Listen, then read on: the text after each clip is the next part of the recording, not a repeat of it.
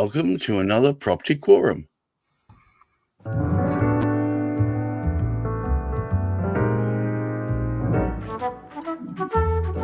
Welcome to yet another Property Quorum. As usual, we have the stalwarts of the Property Quorum massive.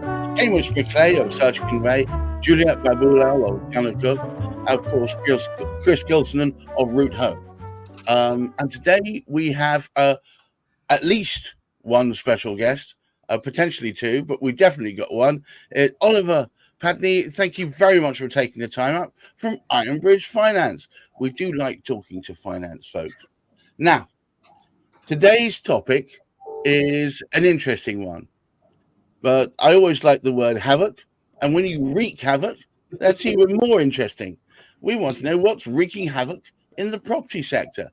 And of course, without further ado, I'm going to shove our head honcho straight under the bus.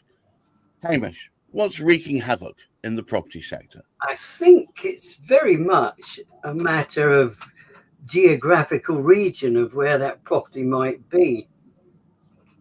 And it does happen.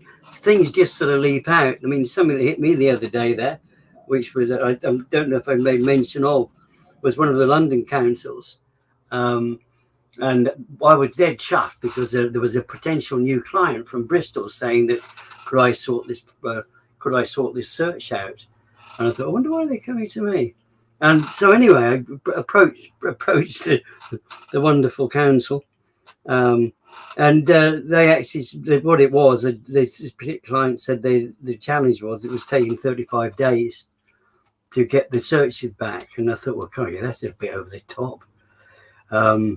We don't have that in the councils we generally sort of work with, but the London ones, they're sort of periodical. I don't get that many these days. But anyway, so I go along to the council and they say, it's 50 working days. And I said, why has it got to 50?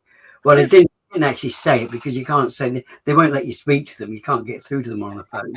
You've got to send messages backwards and forwards, and it takes 2 days to answer them. You carry a pigeon, you just said, yeah. Up that they were desperately short of staff. Obviously, like most councils these days, they've got very little money. So desperately short of staff. To compound the issue, they just brought in this all new singing, dancing, wondrous bit of IT to help speed things up for them. And it didn't work. However, they got rid of the staff beforehand. You know, the usual thing, didn't try it out. And that sort of thing can leap up. But I mean, we've added 3 weeks to something which was already pretty bad. And we were up to 7 weeks now. But so it can actually vary. And as with certain councils, there will be significant sort of things there. Are you blaming the havoc at the door of AI? Not entirely. I think finance has got a big thing to do with it, but there's a council finance there. But it doesn't help people. I mean, we're very, very fortunate that some of these we can actually sort of get back. I mean, normally we don't go outside 2 to 3 weeks. There are just those rare ones. This just happened to be, as I said, this was over the top.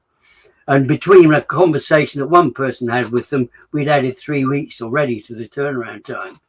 And of course, because of the time we're taking, we're going to bump into another bank holiday. So that's going to add another sort of few days. So they employed the software, and then they got rid of the people, and then realised the software didn't work. Is that what we're talking about? The other way around, like land registry, they get rid of the people first, then they start the software up that doesn't work, and they they need to feed the mice in the wheel. I think. Juliet, what's wreaking havoc in the property? I do like havoc. Wreaking havoc in the property industry. Well, I mean, there's certainly some havoc that's happening and will always happen as we, evolve. Common garden havoc. Well, it really depends on what you're looking at. So, if you look at the land registry, yes, there's obviously issues in terms of their timeframes and the lack of staff, etc. The local authority, there's issues in terms of financing. I think when you're dealing with property, you're dealing with two things that will wreak havoc at any point in time, and that's people and that's process. And so, the reality is, I can say, you've got some really bad lawyers out there, and clearly they wreak havoc, and we hear the complaints all the time, etc.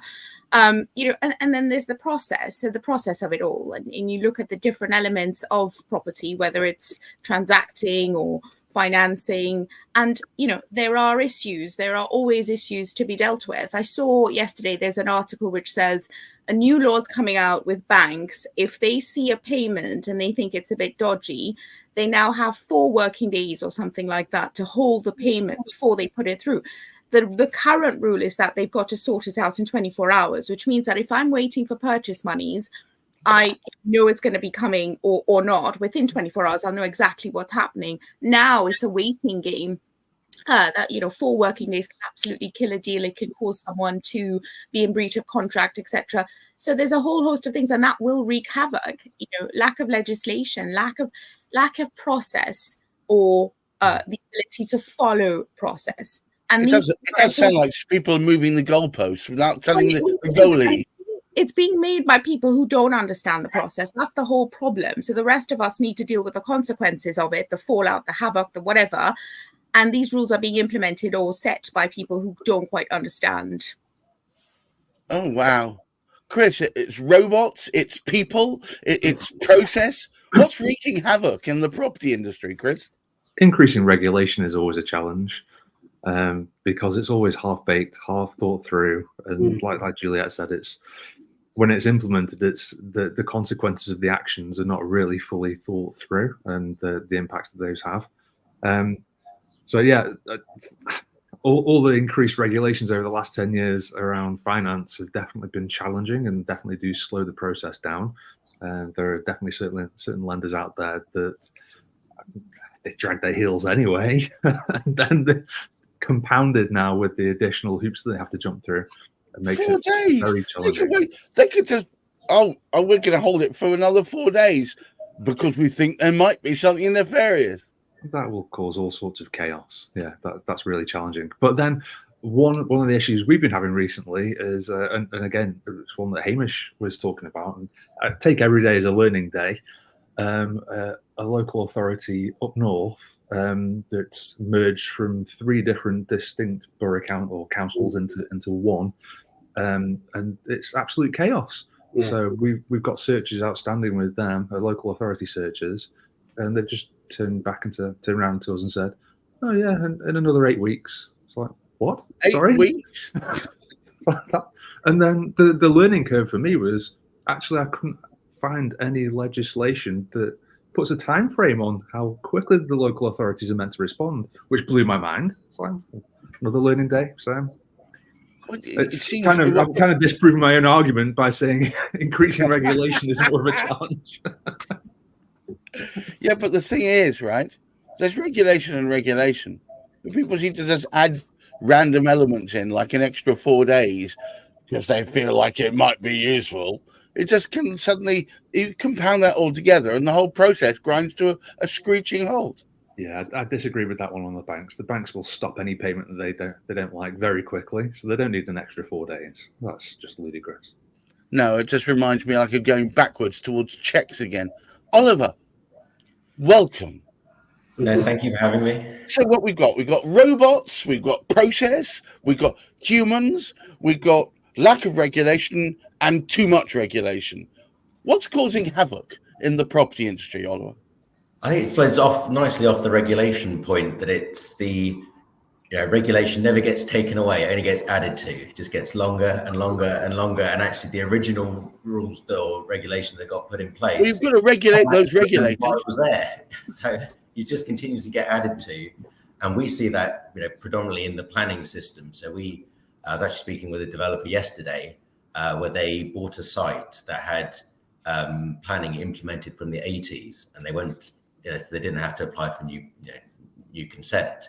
And they went to the planning portal, and there were 4 documents for the planning approval, just 4.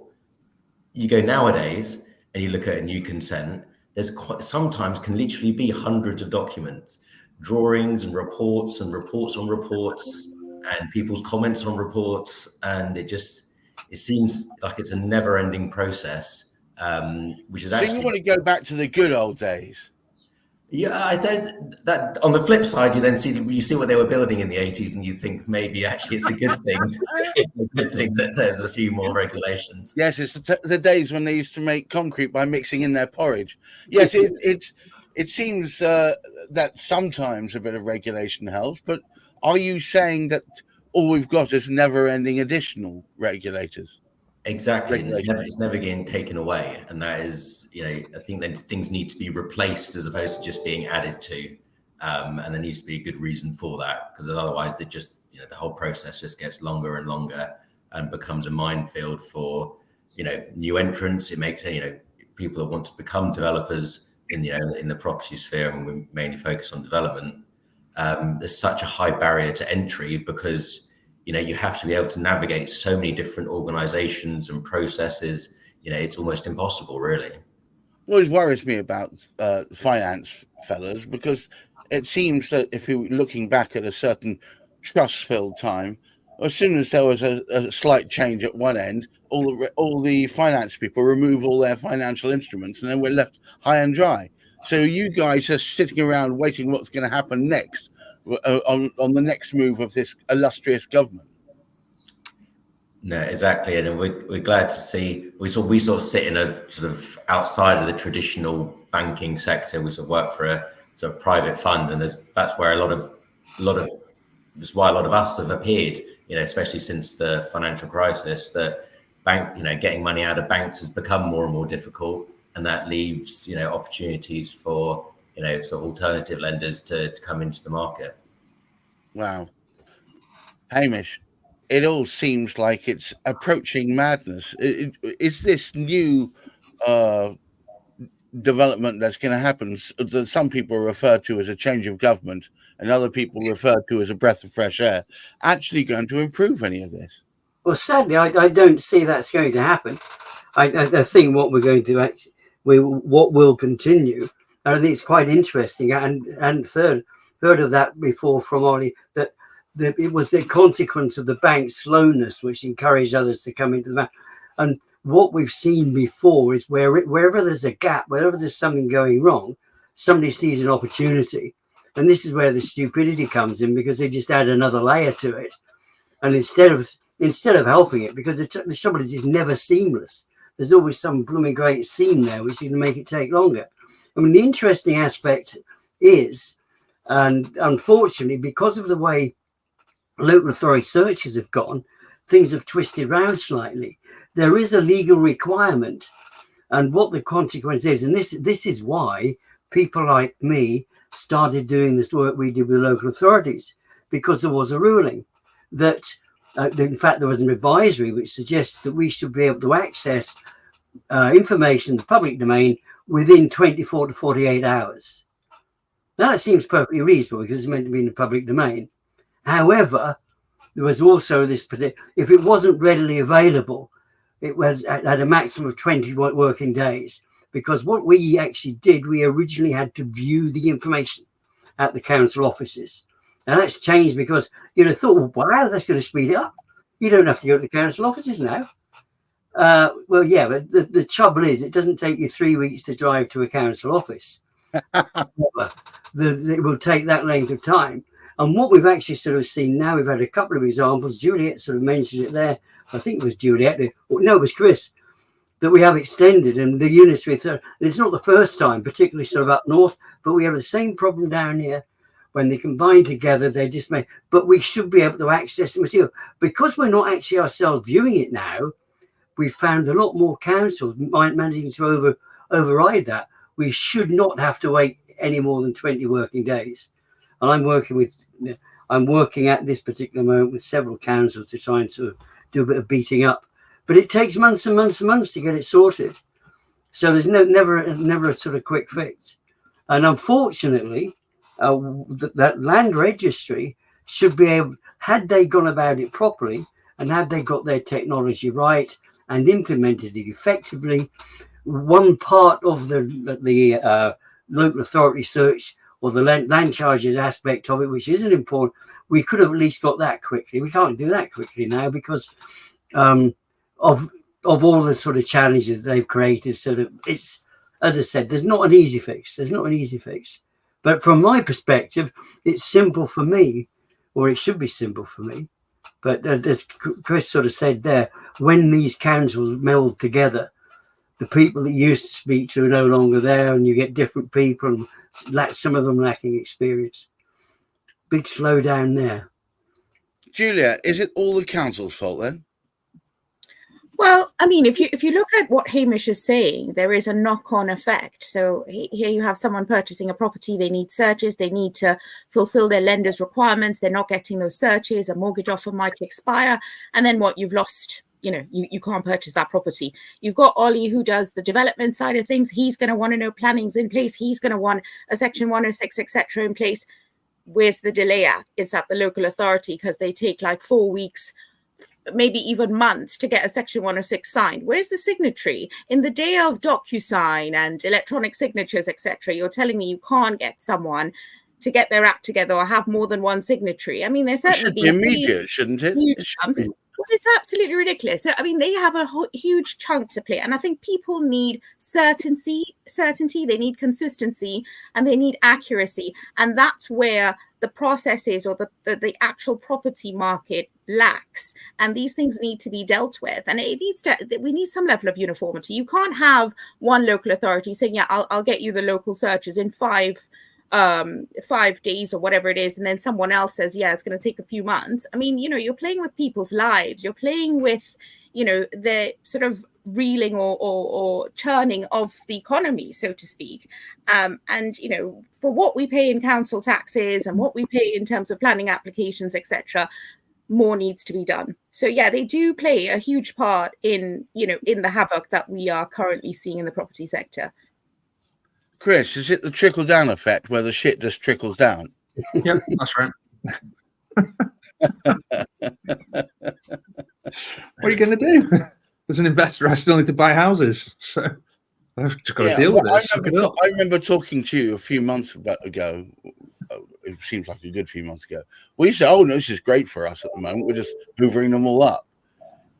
Have things changed radically since that time? So I'm ambivalent about it. So on the one hand, it's great because I know that it puts people's noses out of joint and they just don't want to do it. They'd be like, "Nah, I can go make money in the market somewhere else. I'll go do something else with my capital," which is great because it reduces competition. The flip side of that coin is that I need to make sure I'm on top of all the regulations and aware of all the delays that are likely to happen in the process. So if we're looking to use private lending versus institutional lending, what's the impact on the delays of that? Each has different sets of criteria and timeframes associated with it, and different regulatory requirements that we have to fulfill and abide by. Things like the searches, that some councils are going to be a bit of a loose end. It's like, well, who do I know who I should be instructing to get the searches done? Obviously, it's Hamish. So there's all sorts of factors in there that will drive some people out of the market, which benefits me, but there's also an on-cost for me to deal with. Increasing regulation, it is that double-edged sword. It is a pain in the arse, but... So you've had to become a lot more learned just to keep pace. Yeah. And at the same time, but then, as you said, there's been a great exodus from the marketplace of landlords. Oliver's absolutely right. It's the best way to describe it is a barrier to entry, and that barrier is very high. So when I first got in, I put a huge amount of capital into my brain and effectively trained myself, and got trained by very, very experienced people about how to do it. But yes, try and jump into would you try and jump into a new career from a standing start without any training? No, it's too scary. Run away, Oliver. Yeah, I thought that these finance guys, you run on a mixture of courage and sitting there and not getting spooked. Yes, there's plenty to spook you right now. Yes, exactly. The world is in a place where your own shadow speaks to you these days in the property world. So yes, there's a lot of reasons to sit on your hands and not do anything. But then ultimately, the economy grinds to a halt. If I'm sitting on my hands, I'm not doing anything. So yeah, you can always find a reason not to do a deal. But which is probably where some of the banks are, and that's why we have these alternative funders that are looking for an angle to do it, and coming up with options and trying to find a solution. And I think so. Is creative funding where it's at then? Is that? I think so. I think a lot of the sort of traditional lenders in the space, of sort of high street banks, have all pretty much, retracted from the property development sphere, especially, and we sort of see it regularly where we ask for sort of, say, asset and liability statements of developers. You look through their buy-to-lets, and it's a load of lenders you've never heard of. So even in, sort of moving down the sort of change to more traditional buy-to-lets and mortgages, it's still a load of, new entrants to the market, and they're all subsections of, whether it's, Virgin Money are now doing, buy-to-lets, or you can get, these are, you look at people and you've never heard of them, and you look them up and they go, oh yeah, no, they've got, a couple of £1 billion on their books of mortgages. Wow. All right. Well, look, I think this is the time for me to throw this straight over to our chairman of IPSA, I should mention, and just give him the last word. Hamish, take us home. Well, I think we have to manoeuvre, and it's really basically working with the moving parts that we have and trying just to pull them as close together as we can as we go through. And I think Juliet has probably spoke about this initially, and it continues to actually come up within the conversation, that you just have to keep your eye very closely on what is happening and keep engaged with what's going on. It's interesting that both Ollie and Chris mentioned this sort of fact, keeping up to date with regulation as well. This is why you do need that. You do need that legal backup to help you through whatever you're actually sort of doing, because it is impossible, and it does just sort of keep changing. I don't think we're going to see any difference. Nobody's actually going to come into government who has experience of anything to do with any of this, because if you like, when you actually sort of think it's 15 years best part of since we last had the Labour government in, and who actually sort of has the experience. So sadly, nothing is going to happen speedily with them. And it seems also the Bank of England are holding back relative to that, even though we actually sort of see, if you like, the impact is sort of financially, we are doing particularly well. I think it's accidental that the government managed to get that happening, rather than that whole thing. However, but it does, and I think this is the great thing, because we've all spoken about this, that both Chris and Ollie particularly, you've got to keep there. You've got to keep looking at it. And unfortunately, Juliet's got to pick up the pieces afterwards, because she's got to get it through there to ensure that there isn't going to be any sort of risk attached to the whole thing. So it's down to a collective. You've got to collaborate to get the whole thing to work. And as we've said many times, collaborate with people who are localized, in the know, and have experience, and try not to go by fly by night or factory type scenarios. Okay, well, all that remains for me to say is to thank you to each one of our esteemed colleagues. Chris Gilsenan, thank you so much. Juliet Baboolal, Hamish McLay, and of course today's visitor, Oliver Pattni. Remember, shameless plug, every Thursday at 10 o'clock or thereabouts, we will be hammering away, trying to disseminate the chaff from the chit, and hopefully can make some sense of it. Remember, we don't provide advice, but we do provide commentary. And if you do enjoy it, please do come again. Remembering also on Fridays, we've got Property Matters with Hamish McLay, and also what's driving Chris mad that week. We will certainly be going through stuff from the property developer's standpoint. But until then, I thank you all for attending, and please have a marvelous weekend and look after that mental health. Bye-bye now.